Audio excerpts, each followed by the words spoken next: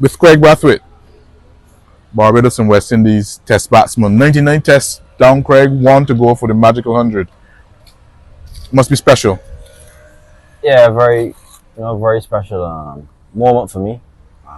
Something that would have never thought would have happened. I must say, dreamed about it. Especially when I was a teenager, it's something that I aspire to to want to do. So it's great to be here, and thankful to God for the opportunity. And tell us about the start.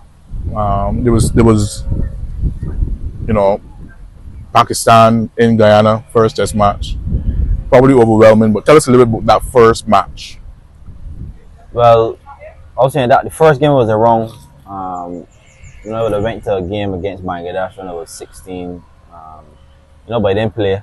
And then coming into the squad for the first time, I was in Ghana. I didn't play as well, but I would have subbed. We won that game. Darren Samuel was the captain. And, playing, my first test match in St. Kitts, was extremely special. As I said, once again, it's something I dreamed of, but to actually do it, it was quite remarkable. And, I remember Ranarest Sarwan was during that game. That was the only game I played with him. And, he helped me through a lot. And, because we feed a lot of overs, so, you really got a good taste of what test cricket is about. And, I enjoyed that moment. It was great to have my dad there as well, seeing my first run in test cricket. It was a boundary through Barbados point. So yeah, it's great memories that I have. And it's fascinating that you remember that first run. It says a lot about your mental makeup in the game, that you can chronicle every single thing. Tell us something about your best knocks. There was Sharjah, match winning 100. There was Headingley, match winning 100. And there was the unbelievable vigil in Barbados that drew the match against England. Tell us a little bit about some of those memories that will never leave you. Well, my first test century, against New Zealand in Trinidad was very special. A made century for anyone is obviously special. And from that moment, it made me realize that I could actually get it done. Because, I played for West Indies a couple of games before. And, when I never thought I could get 100, deep down inside, but to actually do it, against a good New Zealand team, at the time, that was very special to me, and that meant tremendously, and it helped me a lot, going forward. But I'll tell you, all the test matches that I have with me, all were special, all were challenging. Even when we played against Bangladesh in Jamaica, we batted first, and the pitch had a lot of moisture, normal Jamaican moisture, and the ball was spinning very big, and it was very hard mentally, especially in the first over when the ball was ripping to really, get through that period. But I must say all 12 have been special. The one in Sharjah batting, being there at the end was something special for me as an opener. Because it's not normally an opener will bat through innings, but to do it in both innings, on a good Sharjah pitch, against a good Pakistan team. And we lost. We were down 2-0 as well, and we got our first win for the series. So that one meant a lot. But as I say, all been special to me.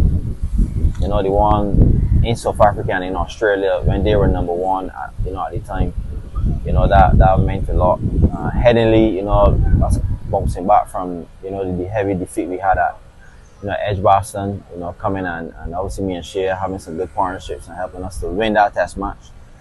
And, that was very special to me. A test century is something, is something very special, and it means a lot. It's something always to cherish, and I'm very thankful to have 12 thus far. Captain in the West Indies, you have two of the most famous wins in West Indies history.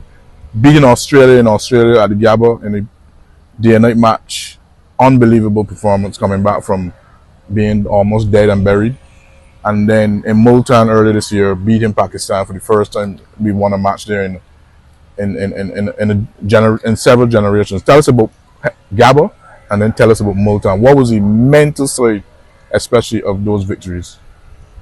Well, yeah, the one in Australia was something superb. Both of them were superb, but I remember I played a number of test matches against Australia, even early on in my career. I played against them in the home series, and we never would have beaten Australia. And you know, for me, it's something I always told myself. You know, 'cause we drew with them, I think once or twice, but we never beat them. And it's something I said that before I finish play, I would love to, you know, to beat Australia in the game. So, you know, being there as a captain and leading, obviously Shamar Joseph was outstanding.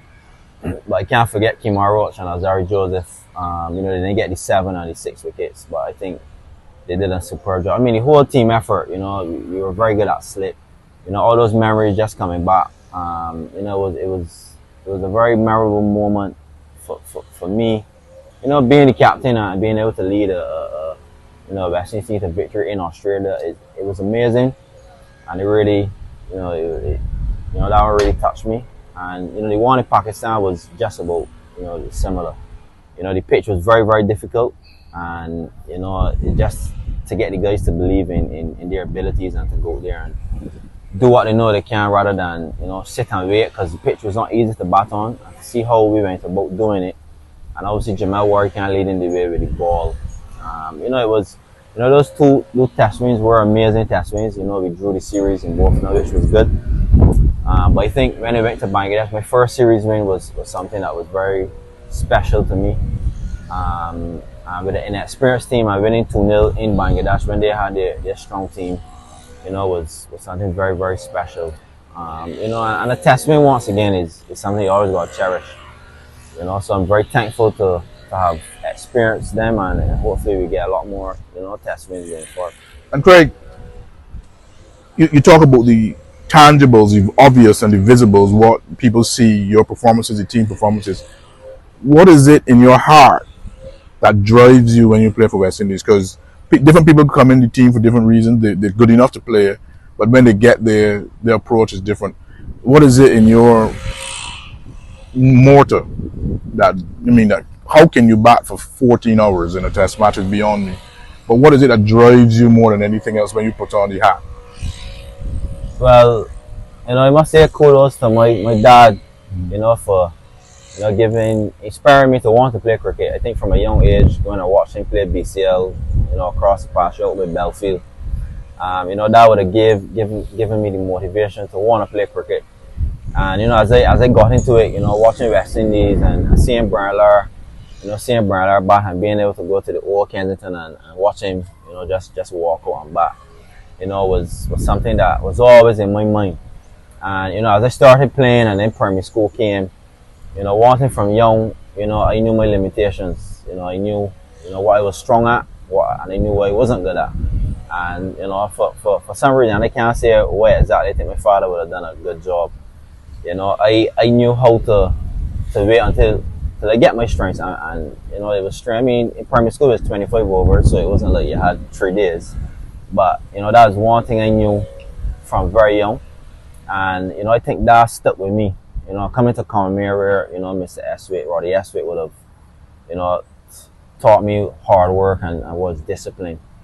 And you know, example, playing an intermediate game, I'll never forget. We were playing. I can't remember the team's name, but they had 7 or 8 guys, and they would have gotten out the evening time. You know, playing looking for aggressive pull shot and got out caught. And the next week, you know, 2 guys made, you know, a double and a 180. And you know, from there, I told myself, well, you know, I can, you know, be getting up foolish like this. I really got to buckle down. And I remember that week, you know, the week after, and even during the game, you know, I put in a lot of hard work, which we always did at Combermere, you know, on a weekly basis. You know, the next game I would have made, you know, a double. But for me, that was an example of, and it was a good thing for me to understand, you know, that, you know, you got to settle down, because at the time, you know, I was in probably 3rd form, you know, probably looking for too much shots, especially too early. And you know, from there to now, I don't think nothing much has changed. I think representing West Indies for me is an honor, and you know, it's something, as I said, I mean, I dreamed about it. I watched West Indies play, and you know, wanted to be playing, but to actually be doing it, you know, it's something that's a big honor for me. And as an opener, I pretty much know my role, you know, my job in the team. And once again, you know, many times I made mistakes. Many times in career I made mistakes and played bad shots. But generally, that same stuff that I knew from young in terms of knowing my strengths, it still sticks with me.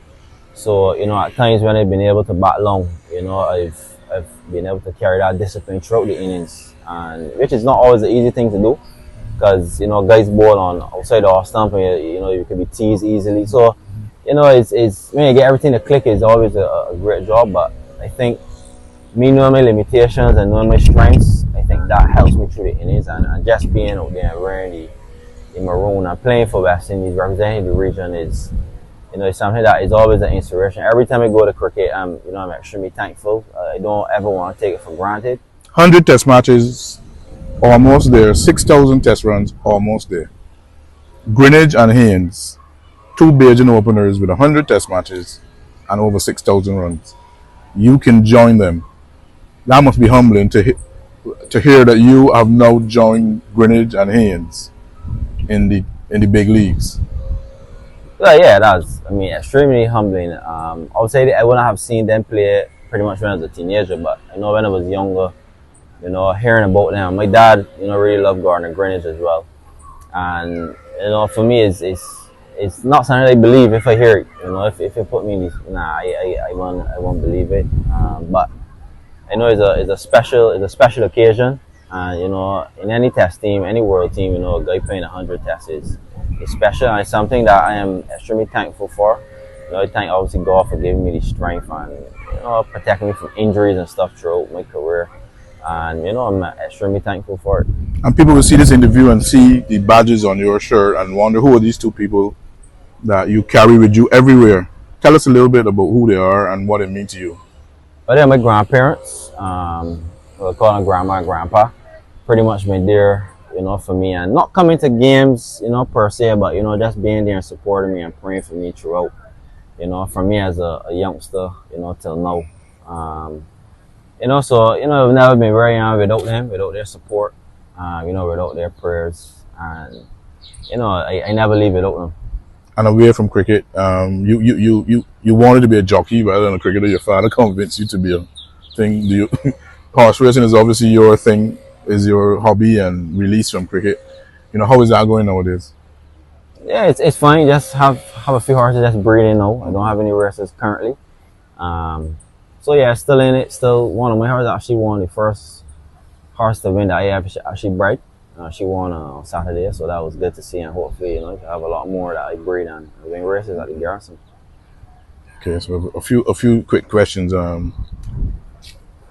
Winning the Gold Cup or winning the Derby?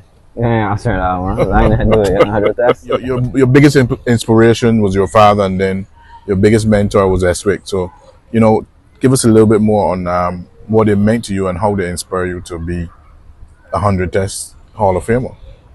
Yeah, I think the support my father would have shown me, coming from, when I was, a baby, obviously from 4 or 5 years old. I remember holding a bat and everything. At least pictures, I can't say remember. And from there to know his support has been the same. From even in primary school playing those games, he always, come to the games, club cricket, when I would have started playing for the Guardian in general. And, I don't think parents can ever take that support for granted. I think it goes a long way. A number of guys that went to Combermere, their parents would have come, and, funny enough, a lot have been playing for West Indies. And I think that support, has carried me throughout my career up to this day.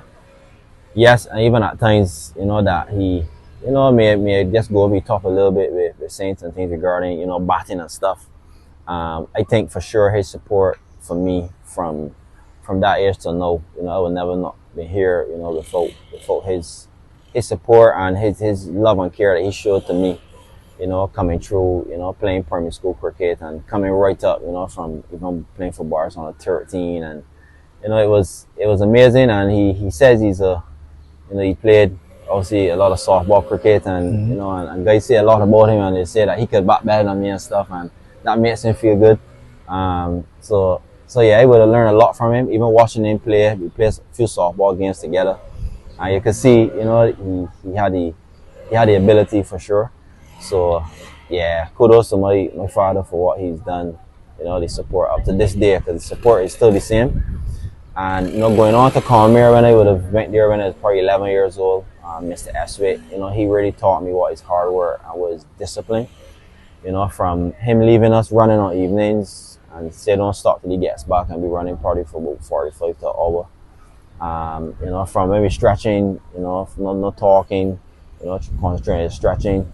You know, wearing socks when you come, think white socks as well, and a white shirt and a long pants to train in. If not, you gotta go home.